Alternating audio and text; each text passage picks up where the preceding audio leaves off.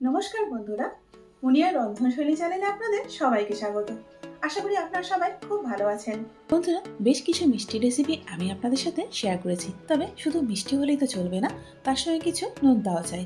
আর সেই জন্য আজকে আমি নিয়ে এসেছি একদম মিষ্টির দোকানের মতো নিমকির রেসিপি। বন্ধুরা, আপনারা নিশ্চয়ই জানেন এই নিমকি হলো আমাদের ঐতিহ্যবাহী এবং দারুণ জনপ্রিয় একটি জলখাবার, যেটা ছোট থেকে বড় সকলেরই কিন্তু বেশ পছন্দের। আগেকার দিনে ঠাকুমা দিদিমারা বাড়িতে তৈরি মিষ্টির পাশাপাশি কিন্তু এই নিমকি দিয়েও অতিথি আপ্যায়ন করতেন, আর যেটা এখন আমরা সকালে বা সন্ধ্যায় জলখাবার হিসাবে খেয়ে থাকি। বন্ধুরা, একটা নিমকি আমি একটুখানি আপনাদের ভেঙে দেখাচ্ছি যে এটা কতটা খাস্তা আর মুচমুচে। চলুন তাহলে জেনে নিই কি করে তৈরি করতে হয় আমাদের ঐতিহ্যবাহী এই খাস্তা ও মুচমুচে নিমকি।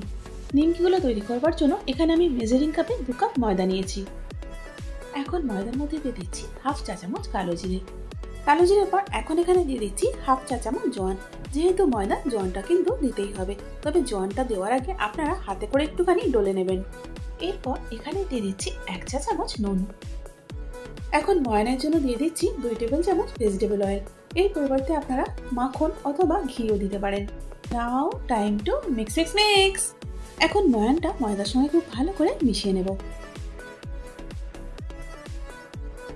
ময়দাতে ময়ানটা ঠিকঠাক হয়েছে কিনা সেটা দেখার জন্য একটুখানি ময়দা হাতে করে মুঠো করে নিচ্ছি। আর দেখুন এখানে মুঠোটা কিন্তু ভেঙে যাচ্ছে না, অর্থাৎ ময়দার ময়ানটা একদম ঠিকঠাক হয়েছে। এবার অল্প অল্প করে জল দিয়ে ময়দাটা মেখে নেব। একেবারে জল দিয়ে কিন্তু ময়দাটা কখনোই মাখবেন না।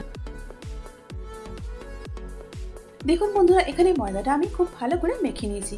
একটু সময় নিয়ে ভালো করে ময়দাটা মাখতে হবে। দেখুন বন্ধুরা, এখানে ময়দাটা না খুব শক্ত হয়েছে আর না খুব নরম করে মেখেছি, অর্থাৎ এটা একটা সেমি সফট ডো তৈরি করতে হবে। এখন ঢাকা দিয়ে ময়দাটাকে আমি রেস্টে রেখে দেবো 30 মিনিটের জন্য। কমপক্ষে 30 মিনিট কিন্তু ময়দাটা রাখতেই হবে। 30 মিনিট হয়ে গেছে, এখন ঢাকাটা খুলে নিচ্ছি।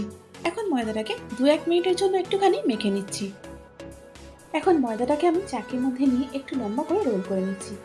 এবার ময়দাটাকে আমি 2 ভাগে ভাগ করে নেব।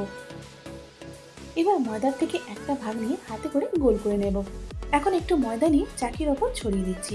এরপর যে লেচিটা আমরা গোল করেছিলাম সেটাকে রুটির মতো বেলে নেব, আর এটাকে কিন্তু খুব পাতলা করে বেলতে হবে।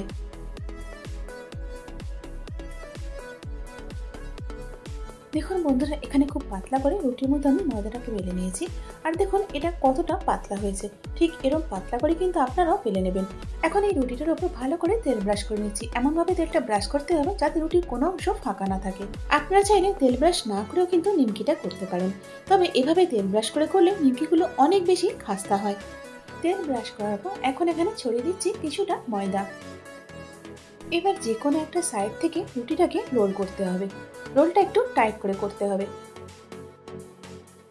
এভাবে হাতে করে রোলটাকে প্রেস করে করে একটুখানি টাইট করে নিতে হবে। এবার রোলটাকে মাঝখান থেকে কেটে 2 ভাগ করে নিচ্ছি। একটা ভাগকে সরিয়ে রাখছি, আর একটা ভাগকে ছোট ছোট করে কেটে নিচ্ছি, ওই 1 ইঞ্চি সাইজের মতো। নিমকিগুলো আপনারা ছোট অথবা বড় যে মাপের করতে চান এটাকেও ঠিক সেভাবেই কেটে নেবেন। এবার শেষের যে লম্বা অংশটা আছে সেটাকে সরিয়ে রাখছি। এবার যেগুলো কেটেছি সেই লিচিগুলোকে উপর থেকে হালকা করে প্রেস করে গোল করে নিচ্ছি। বাকি অংশগুলো সরিয়ে রেখেছি, আর সরিয়ে কিন্তু চাপা দিয়ে রাখতে হবে, তা নাহলে কিন্তু উপর থেকে শক্ত হয়ে যাবে। এবার গোল করে নেওয়া লিচির থেকে একটা লিচি নিয়ে তার উপর একটুখানি ময়দা ছড়িয়ে নিলাম। এবার এটাকে বেলে নেব। এবার লিচিটাকে খুব পাতলা করে বেলতে হবে। যতটা সম্ভব পারা যায় এটাকে পাতলা করে নিতে হবে, আর তবেই কিন্তু নিমকিগুলো খাস্তা হবে।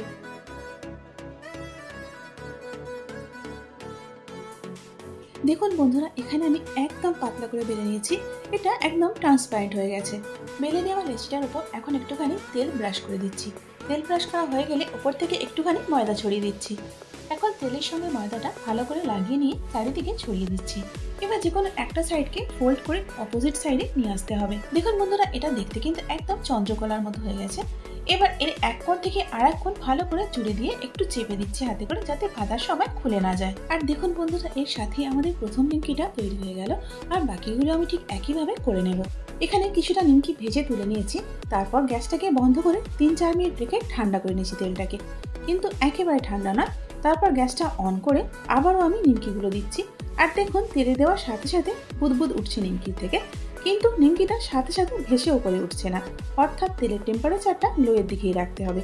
আর একসঙ্গে অনেকগুলো নিমকি কিন্তু দেওয়া যাবে না, কারণ নিমকিগুলো আস্তে আস্তে ফুলবে, আর যতক্ষণ না নিমকিগুলো ফুলে ভেসে উপরে উঠছে ততক্ষণ কিন্তু এগুলোকে নাড়ানো যাবে না। দেখুন বন্ধুরা, নিমকিগুলো ফুলে তেলের ওপর ভেসে উঠছে। ঠিক এই সময় গ্যাসটাকে আমি মিডিয়ামে করে দেবো। এতক্ষণ গ্যাসটা আমি লোতে রেখেছিলাম। আর এবার ধীরে ধীরে নিমকিগুলোকে আমি উল্টিয়ে দেবো। এখানে একটা কথা বলি বন্ধুরা, যদি আপনারা শুরুতেই হিটটাকে মিডিয়াম রাখেন বা হাইয়ে রাখেন, তাহলে নিমকিগুলো ওপর থেকে তো কালার ধরে নেবে, কিন্তু ভেতরে কাঁচা থেকে যাবে। সেক্ষেত্রে নিমকিগুলো কিন্তু মুচমুচে হবে না। আর এভাবেই উল্টিয়ে পাল্টিয়ে মিডিয়াম হিটে নিমকিগুলোকে ভেজে নিতে হবে। তাতে করে নিমকিগুলো খুব ভালো মতো ভাজা হয়ে যাবে আর কালারটাও নিমকির চারিদিকে সমান আসবে। দেখুন এখানে নিমকিগুলো ভাজা হয়ে গেছে আর এগুলোর মধ্যে খুব সুন্দর বাদামি কালারও চলে এসেছে। এবার এগুলোকে আমি তেল থেকে তুলে নিচ্ছি।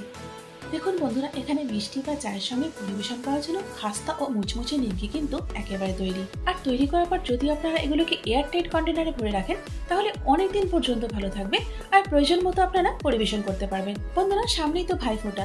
আমরা প্রত্যেকেই কিছু না কিছু নোনতা জিনিস কিন্তু কিনে আনি। বিশেষ করে এই নিমকিগুলো কিন্তু মিষ্টির দোকান থেকেই কিনে আনি। এবারে আর দোকান থেকে না কিনে বাড়িতেই তৈরি করে ফেলুন আর ভাইকে দিন। দেখবেন ভাইও কিন্তু খুব খুশি হয়ে যাবে। আশা করি আজকের ভিডিওটা আপনাদের ভালো লেগেছে। যদি ভালো লেগে থাকে তাহলে একটা লাইক করে দিন আর তারই সাথে বন্ধু বান্ধব এবং পরিজনের মধ্যেও শেয়ার করে দিন। আর এরকমই সহজ ও ঘরোয়া রান্নার রেসিপির জন্য আমার চ্যানেলটাকে সাবস্ক্রাইব করে আমার পাশে থাকুন।